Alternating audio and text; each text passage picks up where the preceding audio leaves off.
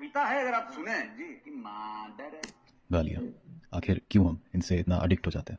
Slate की lexicon valley podcast से हमें पता चलता है कि गालियाँ जो हमारी एवरेज वोकैब होती है उसकी 0.7% होती है। सोशली जिन शब्दों को हम सुनना नहीं चाहते वो लगभग उतने ही होते हैं जितने कि वो शब्द जो कि सोसाइटी को डिस्क्राइब करते हैं, जैसे कि तुम, मैं, हमारा। ये जो डिस्क्रिप्टिव प्रोनाउंस होते हैं ये हमारी टोटल वोकैबुलरी का 1% होता है। जब हम एक गाली देते हैं तो उसके साथ एक 1 किलोहर्ट्ज़ की साइन वेव फ्रीक्वेंसी निकलती है जो कि हमें वो प्लेजर देती है जो हमें गाली देने से फील होता है। रिसर्च के हिसाब से गालियों की शुरुआत हुई थी भगवान को गाली देने से। ऐसा माना जाता है कि यदि हम उस समय भगवान को गाली देते थे तो उससे भगवान को एक्चुअल में चोट पहुंचती थी।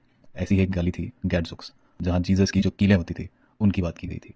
गाली देने से हमें जो सुकून मिलता है उसका साइंटिफिक नाम है लेलोकेजिया। ऐसा माना जाता है कि हमारे दिमाग में गालियों की जो स्टोरेज है वो लिम्बिक सिस्टम में होती है, जहाँ हमारे हाथ पैर मूव करने की ट्रेनिंग सेव होती है। बहुत से जानवर कई बार अजीब आवाज़ें निकालते हैं जब वो दर्द में होते हैं या किसी हमला करने वाले को डराना चाहते हैं। इंसानों में भी गालियाँ उसी तरह एक अलार्म का काम भी कर लेती हैं।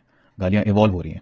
जॉर्ज कार्लिन के हिसाब से सबसे पॉपुलर जो 7 गालियाँ होती थी जिनको आप कभी टीवी पे नहीं बोल सकते, आज हर 1 सेकंड में 22 बार ट्वीट की जाती है। गालियों का भविष्य क्या है? देखो, शुरुआत में गालियाँ जो होती थी वो इंसान के शरीर या उसके व्यक्तित्व पर बेस्ड होती थी। फिर जब लोगों ने उस चीज़ को एक्सेप्ट कर लिया तब सेक्स और फैमिली से रिलेटेड गालियाँ बनाई गई। बट जिस तरह सोशल मीडिया ने आज हमें मजबूर कर दिया कई सारे जेंडर्स एक्सेप्ट करने पर, हो सकता है फ्यूचर में हम इन गालियों को एक्सेप्ट कर लें और इससे घटिया गालियाँ बनानी पड़ जाए। ये भी हो सकता है कि सोशल मीडिया हमें इतना नाजुक कर दे कि किसी को कुत्ता कमीना बोलने पर ही हमें जेल जाना पड़ जाए। मेरे हिसाब से अगर वायलेंस करना ही है तो मैं वर्बल प्रेफर करूंगा गालियों के थ्रू।